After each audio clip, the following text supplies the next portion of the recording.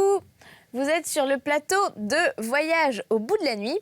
J'espère que vous avez bien dormi ou que vous êtes très fatigué et que vous allez vous coucher, mais que vous tenez encore quelques minutes pour écouter ma voix sublime vous lire l'œuvre de Zola.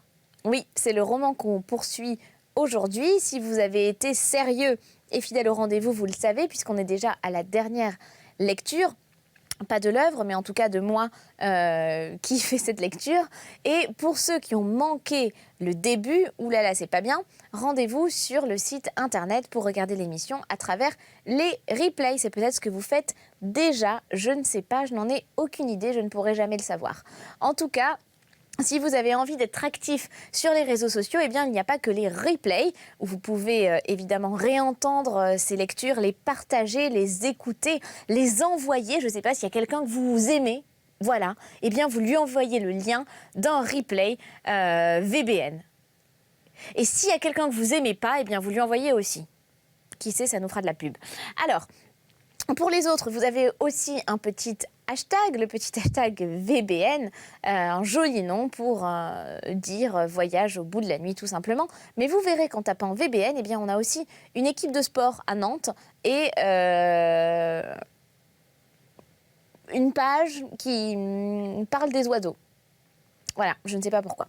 Et on a évidemment la page officielle de voyage que vous retrouverez également sur Facebook. Vous pouvez faire plein de petits commentaires qui sont parfois pertinents et qui parfois ne le sont pas.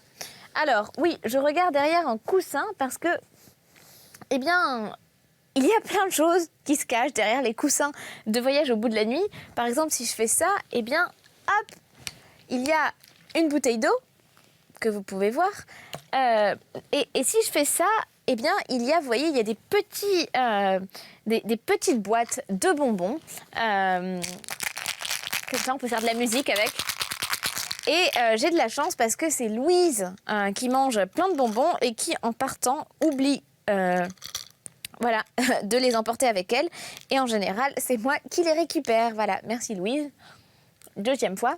Oui, on fait plein de choses dans cette émission. On mange, on boit, on danse. Bon, on fume pas encore, mais fumer de toute façon c'est mal, hein, vous le savez.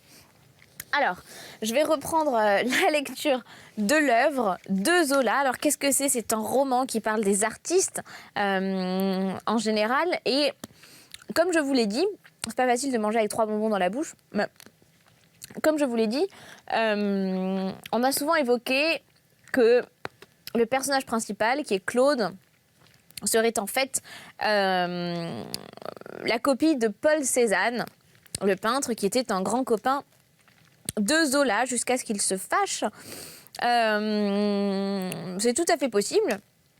Et c'est un roman qui est sorti en 1888, si je ne dis pas de bêtises.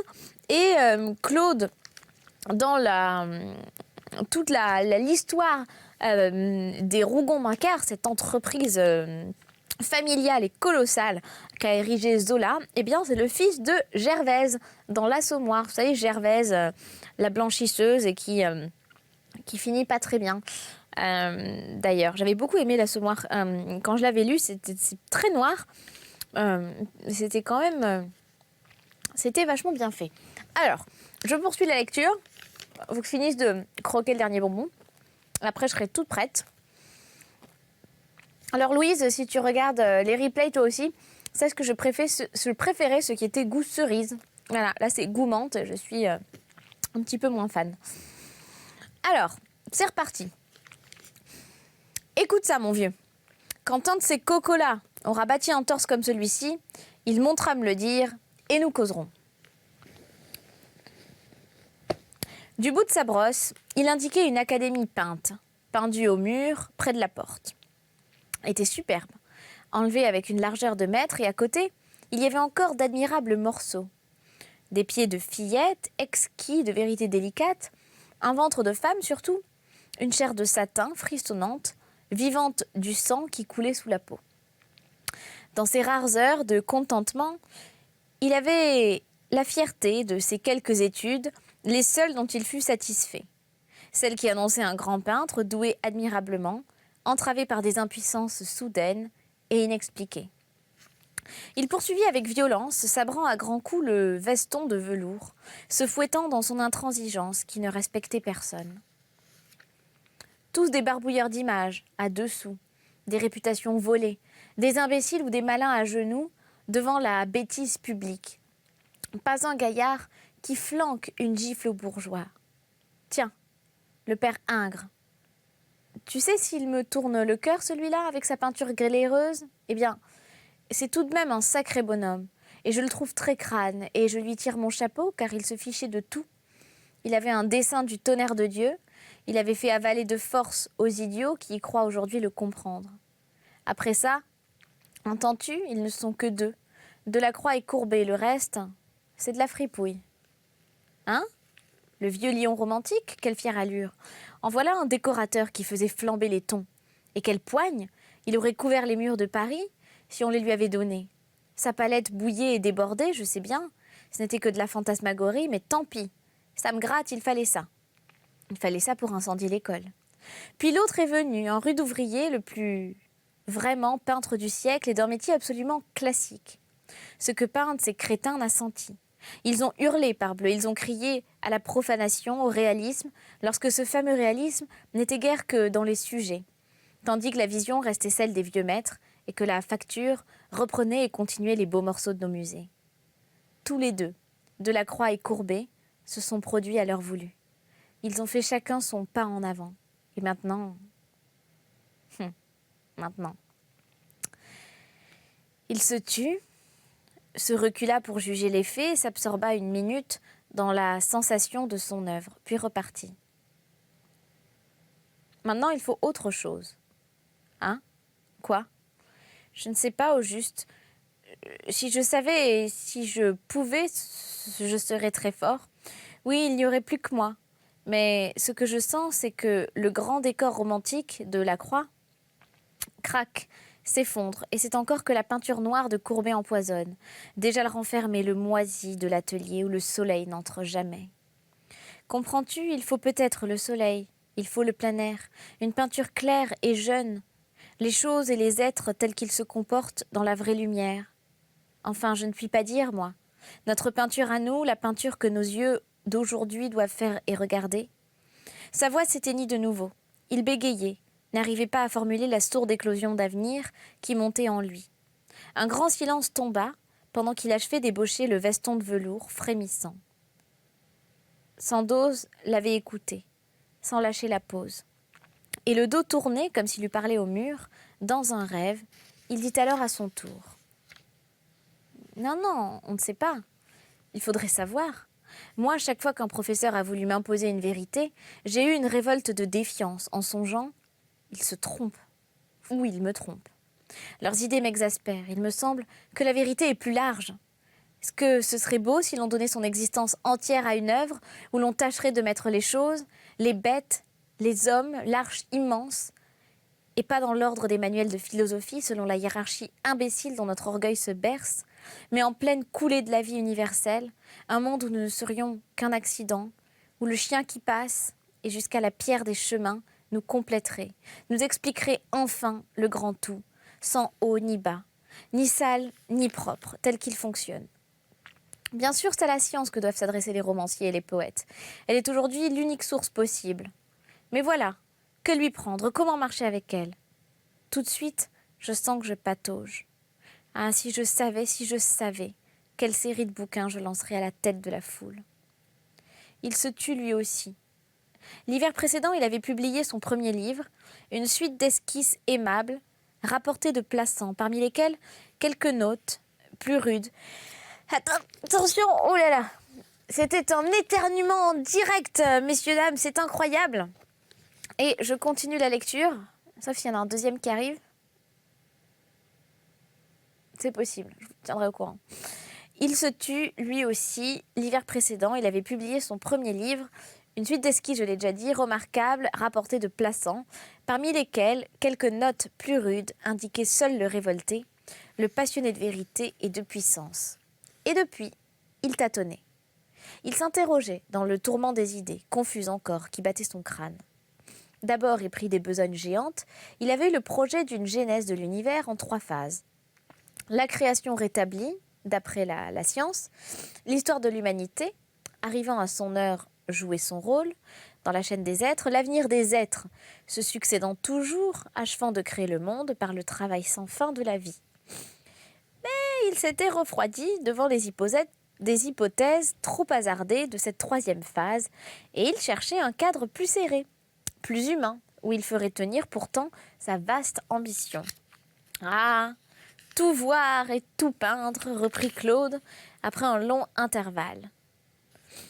Avec des lieux de murailles à couvrir, décorer les gares, les halles, les mairies, tout ce qu'on bâtira quand les architectes ne seront plus des crétins. Et il ne faudra que des muscles et une tête solide, car ce ne sont pas les sujets qui manqueront. Hein ?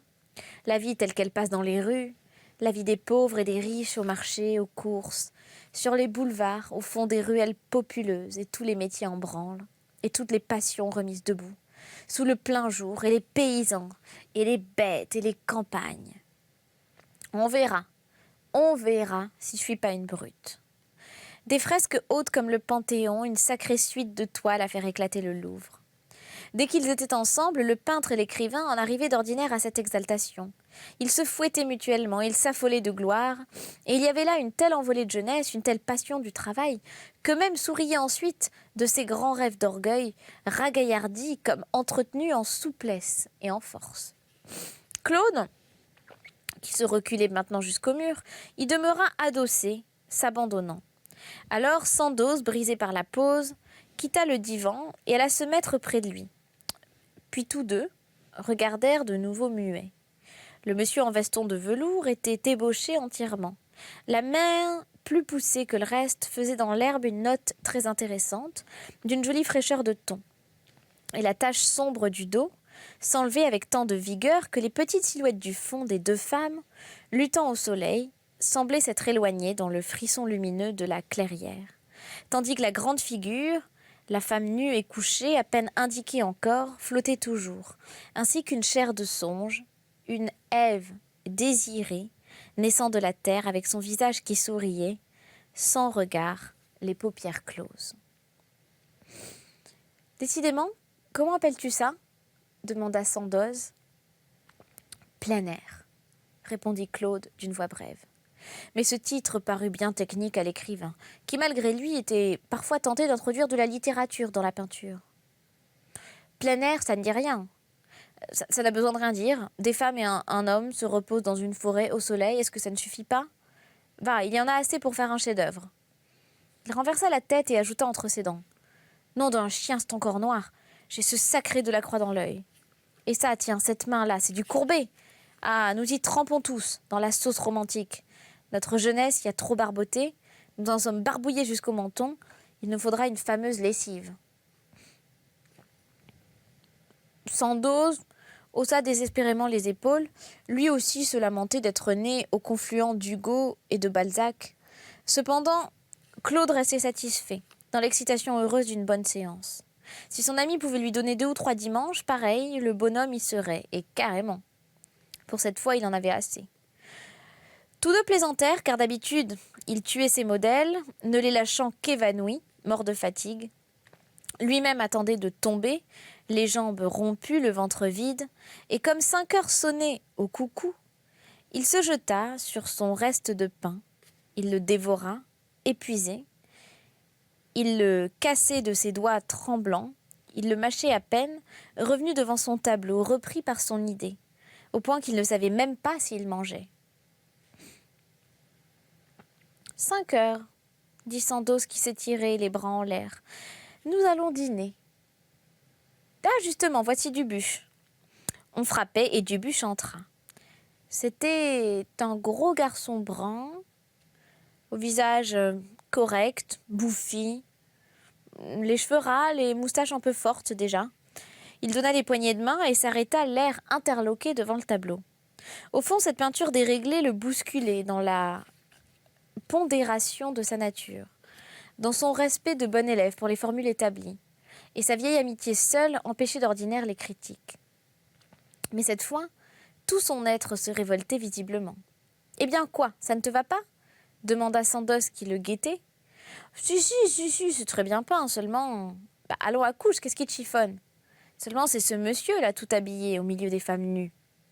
On n'a jamais vu ça. Du coup, les deux autres éclatèrent. Est-ce qu'au Louvre, il n'y avait pas 100 tableaux composés de la sorte? Et puis, si on n'avait jamais vu ça, on le verrait. Hein, on s'en fichait bien du public. Sans troubler sous la furie de ses réponses, Dubuche répétait tranquillement. Le public ne comprendra pas. Le public trouvera ça cochon. Bah oui, c'est cochon. Sale bourgeois, cria Claude exaspéré. Ah, il te crétinise raide à l'école, hein. T'étais pas si bête. C'était la plaisanterie courante de ses deux amis depuis qu'ils suivaient les cours de l'école des beaux-arts. Il battit alors en retraite, un peu inquiet de la violence que prenait la querelle, et il se sauva en tapant sur les peintres. Ça, on avait raison de le dire, les peintres étaient de jolis crétins à l'école. Mais pour les architectes, la question changeait. Où voulait-on qu'il fît ses études? Il se trouvait bien forcé de passer par là. Plus tard, ça ne l'empêcherait pas d'avoir des idées à lui. Et il affecta une allure très révolutionnaire. Bon, dit Sandoz, du moment que tu fais des excuses, allons dîner.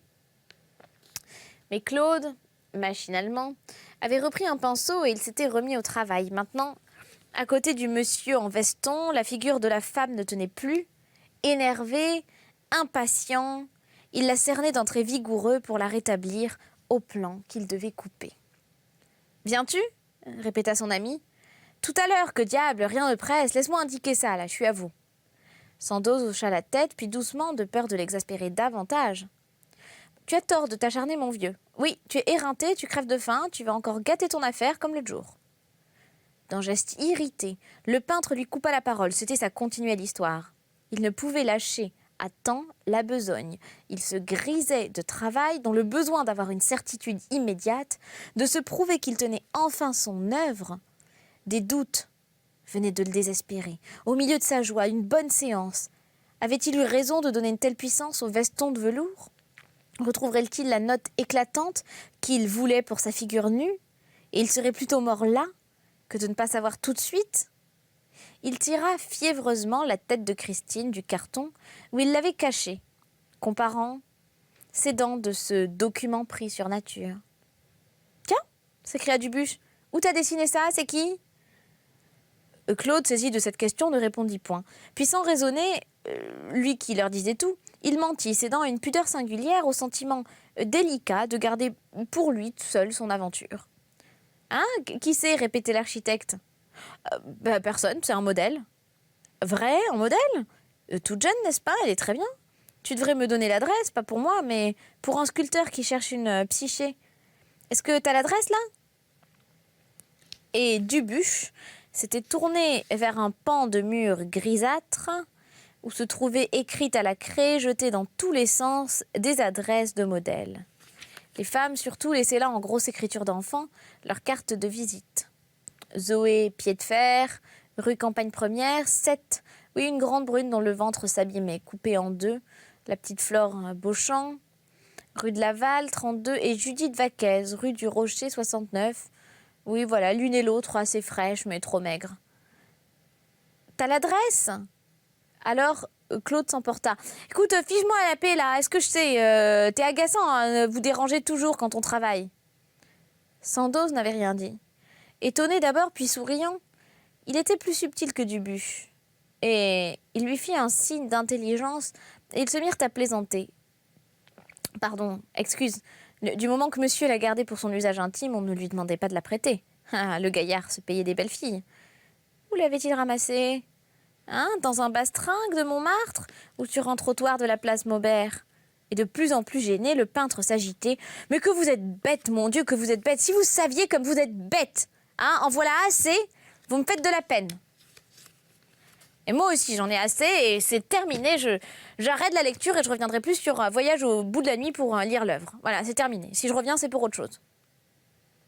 Bah allez, on coupe là. Bah ouais, voilà, c'est fini. Ah.